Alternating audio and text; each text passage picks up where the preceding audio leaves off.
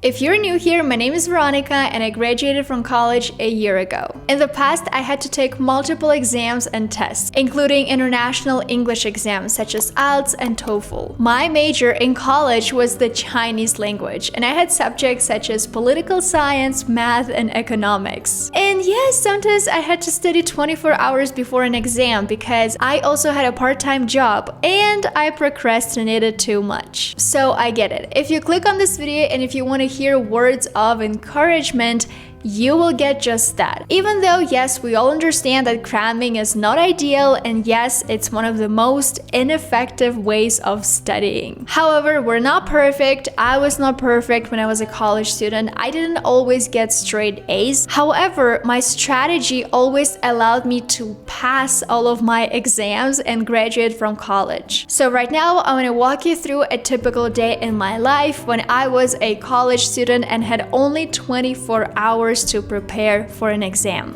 Let's go. The first thing I would do is I would make a list of important concepts. The first thing to realize is that you can't possibly study everything in the course in just one day. It's just impossible. And if you only have 24 hours, you have to use them smart. Think of your study session as a triage where you only focus on the most important concepts, terms, and ideas. The logic behind the strategy is if this concept is central to your course, you will gain peripheral knowledge of other less important topics by focusing on it. When I would make a list of all the important concepts I had to learn, the next thing I would do is I would use this color coding strategy. So what I would do is I would divide all the concepts I had to learn into 3 groups. And I think most people recommend using the colors red, orange, and green. However, for me, the red color is just very aggressive. It's like there. Obviously, that's the point, right? It should draw your attention, but I prefer to use purple. So I use the color purple to mark something that I absolutely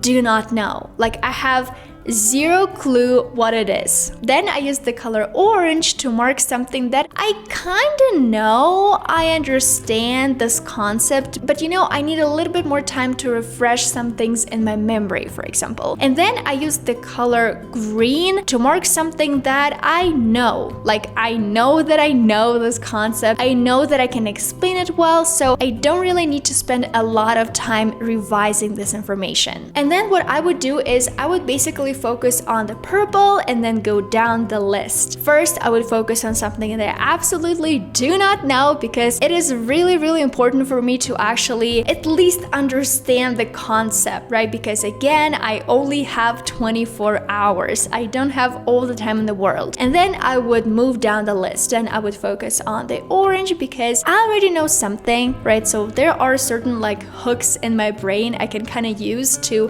help me recall the information better. And then I would move on to the green because usually all of those concepts that fall under this category of being green, there's something that I feel very confident about and I can very easily explain to my friend what this concept means. The second thing I would do is I would recite everything I learned to an imaginary friend. I think if you only have 24 hours before an exam, it's better to study by yourself. At least again, this is something that I did when I was in college. I found that when I studied by myself, especially 24 hours before an exam, I could be more focused. And that's exactly something I needed at that time. I needed my laser focus to be there. So that's why I would only study by myself. And then once I memorize a concept, I think that I understand the basic idea behind it, I would maybe imagine talking to someone, or even better, for example, if you're studying at home, use a toy. Maybe you have your favorite childhood toy in front of you and try to recite everything to them. For example, here is something that I have.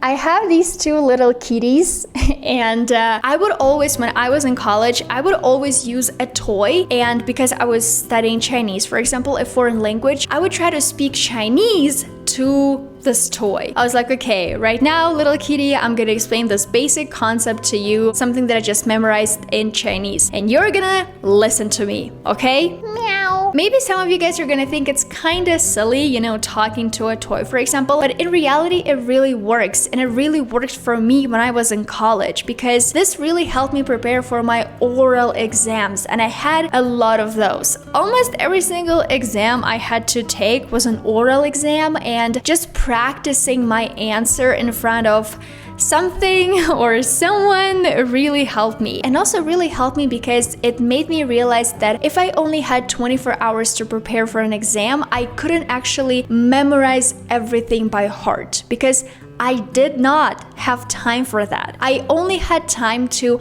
understand the most important concepts, to have this clear idea of what this is about. I didn't really have enough time to memorize every single word in Chinese, let's say, or every single important concept when I was preparing for my political science exam. Number 3, don't do a study marathon. I know that you're gonna be very tempted to study all day without any breaks. Just sit in front of your computer all day and try to memorize as much information as you can. But taking breaks is absolutely crucial. I think the reason why some people might be afraid to take breaks is because they don't know how to structure their time properly. And what I would do is I would focus on this Pomodoro method of productivity. I would set a timer for 50 minutes and I would study for 50 minutes. I would be extremely focused, like laser focused for 50 minutes. And then I would take a 10-minute break. And when I say I would take a 10-minute break, usually I would stand up. I would stretch a little bit. I would do a few squats or even a few push-ups because I think usually what people do when they're preparing for exams is, okay, it's time to take a break, right? And what do? You grab your phone and you go on TikTok, but you're still sedentary and like your body really needs movement. And it's nice if you like take a walk around your apartment, for example, like in your apartment. You don't even need to go outside if you don't want to, but doing something different is important. So then I would do another study session for 15 minutes and I would take a longer break. For example, for half an hour, because it's important to eat something. It's important to snack or have a proper meal, whatever you prefer, but obviously good nutrition, drinking enough water or eating something or snacking if you feel too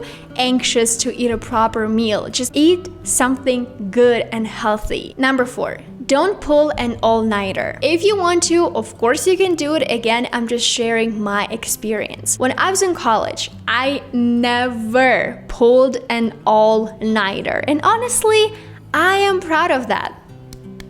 The reason why I'm so proud of that is that I'm proud that I knew when I was in college how important sleep is. And sleep is absolutely crucial for learning and memory consolidation. If you're having trouble sleeping because you're nervous, anxious, you have to remind yourself that at this point, sleeping is more important than cramming endlessly. Exhaustion won't help you perform, and your brain needs time to process all of the information you've been revising the whole day. Of course, I could say, yeah, guys, you should sleep for 8 to 9 hours because it's the optimal time. However, I know that probably because you have an exam to prepare for, maybe you don't have that much time. So try to sleep for at least 6 hours, okay? It's fine. That's something that I would do in the past. It's not ideal. However, again, it's better than 0. Number 5, wake up early. If you feel anxious about sleeping at night, if you wanna pull an all-nighter, again, don't do that. However, what you can do instead is you can wake up a little bit earlier, because obviously I don't want you to rush through your morning. I want you to take everything slow, because you are already gonna be so freaking stressed out because of your exam. And this is something that, again, I would do in the past. I would wake up a little bit earlier so that I had enough time to properly wake up, to go take a shower, to have breakfast, and to revise some of the materials again, especially those in the purple stack. You know, all of the information that I was still not sure I completely understood. And finally, maybe I'm gonna share a very unpopular opinion right now, know, but again, it is something that I did and something that helped me a lot. Don't talk to your friends about what you've studied. I know we are going to be very, very tempted once you get on campus to talk to your friends about everything you've been learning, to ask them if,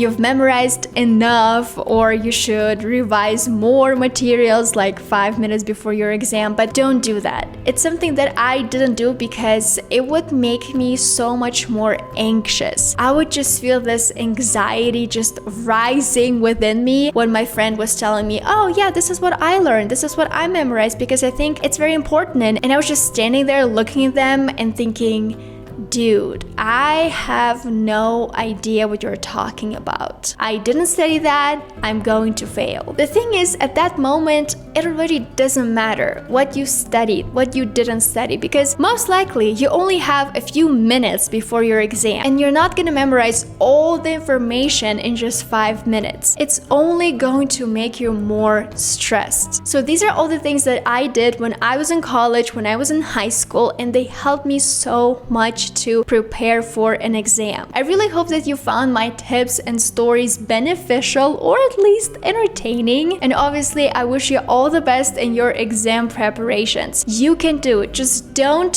sweat about it too much. And obviously, try not to find yourself in a similar situation in the future because, again, cramming is not ideal. It's not the most effective strategy. And the more time you have to prepare for your exam, the better. You will feel more confident because you know more, and because of that, you will feel less stressed. So if you like this video, don't forget to give it a thumbs up and subscribe to my channel, and I'll see you in my next video.